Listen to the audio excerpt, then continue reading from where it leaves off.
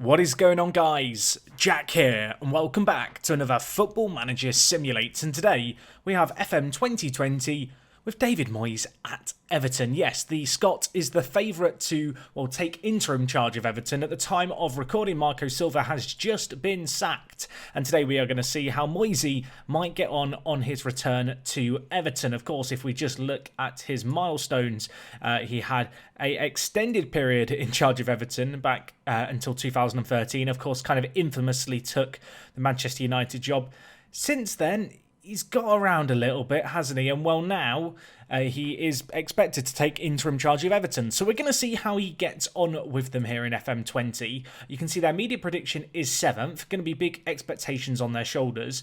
Everton, of course, a side who have spent very, very big in recent transfer windows. And, well, it'll be interesting to see if they continue to splash the cash or if Moyes kind of goes back to his roots, goes back to his old approach that he took here at the Toffees in terms of, spending within a budget, but equally challenging the top 6 on a regular basis. But anyway, shall we get into this? I have no idea what's going to happen. We'll go forward a year, see how he's getting on, what transfers he's made, and let's hope that they're not in a relegation dogfight as they are right now in real life. Okay, guys, so we are back here, and what is this? What disgusting. He's got 11th place. Moyes, we need to discuss this. You're playing Gabamin at centre-back, which, I mean, technically he can play there. Will they play this kind of shape with Iwobi at centre-mid? I have no idea. This is a bizarre. This is not the formation I was expecting them to play. You can see they've got Lanzini at centre attack in mid, so he must have been a little bit active in the transfer market. Let's have a look at things here, shall we? So, I did have the summer transfer window disabled, so he had the current Everton squad, but of course, come January, he had money to spend, and we can actually see the players he picked up here. So he picked up Marcos Rojo from Manchester United on loan, and also Lanzini on loan, which is a little bit of an interesting one. I guess West Ham just couldn't find a spot for him in their side. You can see he played 9 games for them, didn't do a great deal. He then played 9 games for Everton, didn't do a great deal in them either. Those average ratings, not exactly inspiring. The other 2 players they got, Nego, who, if I'm not mistaken, was signed by Arteta in our Arsenal simulation. Apparently, the AI managers absolutely love this guy. He plays in Hungary. To be fair, he looks pretty tasty. Apparently, once upon a time, he played for Charlton. If you are a Charlton fan, let me know what you make of him from your club's experience. And we also have Amavi, who is actually a really good signing at left-back.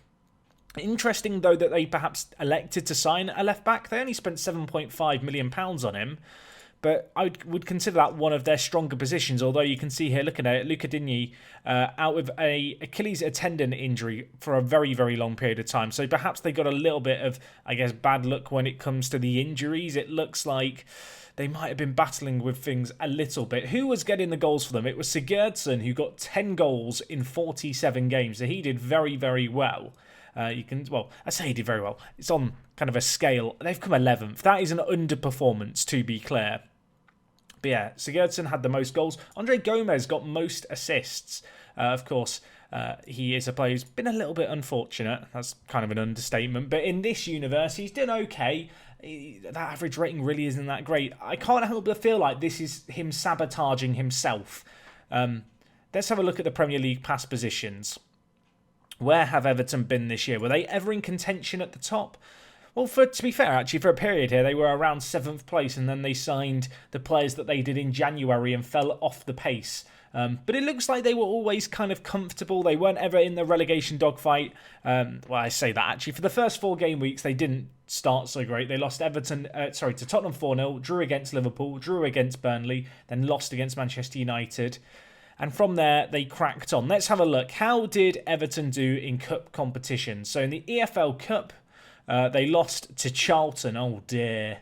That's not good. What about the FA Cup? The 5th round they won. The semi-finals, they lost to Manchester United 2-0. Oh, Moyes. And you can see their end of the season was pretty uninspired, to be honest. In fact, since January, it's not looked particularly great for them. Who was their top performer? It was Sigurdsson with a 7.0 average rating, which, if you're not familiar with Football Manager, is absolutely potato.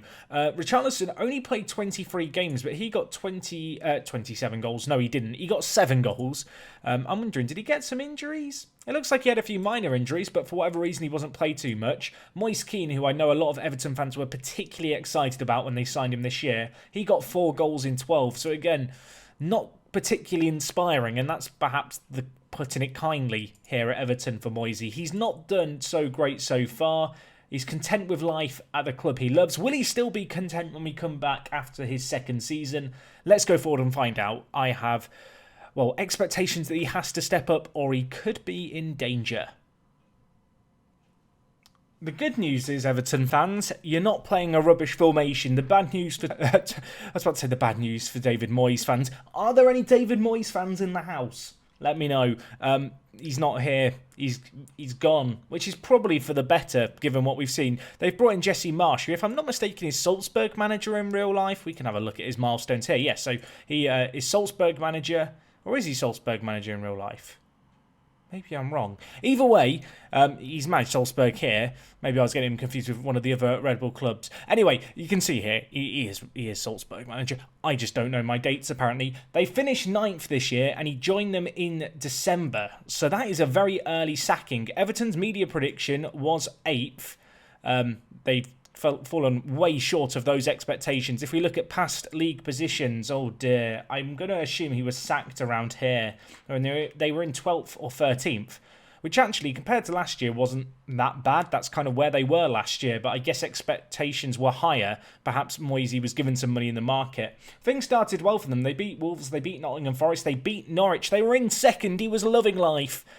And then it all went horribly wrong. Right, let's have a look. Who did Moyes sign in the window? Let's take a look here, shall we? If we go to transfer history and we want to look at the 2021 season. So he spent £55 million, although they sold £55 million worth of players as well. And the actual biggest sale there is Yerry Mina, who was considered their key player. They've shipped him off to China. They got £36 million for him, which, to be fair, is very, very good money, but I guess they didn't invest it too smartly. They let Seamus Coleman go at right back. I guess at 32 years old, it kind of makes sense to sell him. They also let go of Nego, who we only discussed the fact they signed him recently. They've let him go for just shy of £10 million. On the ins, who did they sign? So they signed Pedro Neto from Wolverhampton Wanderers. You can see he was actually signed from Lazio. He played 5 games for Wolves, didn't really impress. He played 17 games for Everton. He hasn't really impressed again. So for £18 million, probably a flop. The next player they brought in, I guess this was Mina's replacement. It's Borovkovic. Not going to pretend I'm familiar with this chap. He looks okay, but he's not done that great, to be fair. A 6.6 rating in the FA Cup, a 6.95 rating in the league. They brought in Joris Nanon at centre-back, who is actually a player who I rate quite highly in Football Manager terms. He didn't perform either. I mean, it just feels like they didn't get a lot of bang for their buck. They brought in Claudio Bravo, who, well, it's not the Bravo I was thinking it was going to be. It's a young Argentine, and they signed another one actually here in Roberton.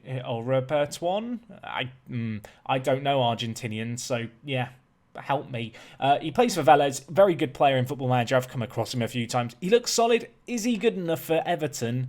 I'm not entirely sure about that. Their highest goal scorer was Sigurdsson again with 9, although Richarlison got 9 as well, but you kind of need a player hitting double figures, I feel like, for your team to really stand a chance. They had a few players out on loan, including Bernard, who didn't do too well, although Shani here, he did pretty well whilst he was out on loan, although he wasn't exactly a Premier League quality club. You can see here, Calvert-Lewin chipped in with 5, Iwobi with 5 as well as 9 assists, to be fair, which was the highest in the club. I'm going to assume he was spared the duty of playing at centre mid in that horrific formation we saw previously. This is the formation they've been playing. This was their team they played for the last game of the season. I can only assume that given the takeover, well, not the takeover, but the manager change, they just kind of decided to stick with things and, you know, just kind of see out the end of the year. If I'm not mistaken, and we can probably check it here maybe, I want to say that the ownership group who own Everton are American-based. It isn't showing here, so someone please let me know.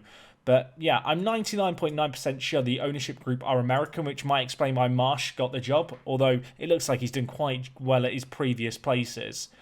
But yeah, David, Moyes, what happened to you? Let's have a look. Didn't quite have the success of his first ever spell at Everton. Yeah, he was sacked. They were knocked out in the Carabao Cup by Brighton. They did beat Scunthorpe, though, in the second round, so he's got that going for him. You can see the transfers that he made. It didn't work out for them. They were playing a very weird style of play. Clearly, Moyes had a different vision for the team, but they were playing very, very negative kind of formation-wise, at the very least, for a team of their quality, and it's not entirely surprising that they struggled.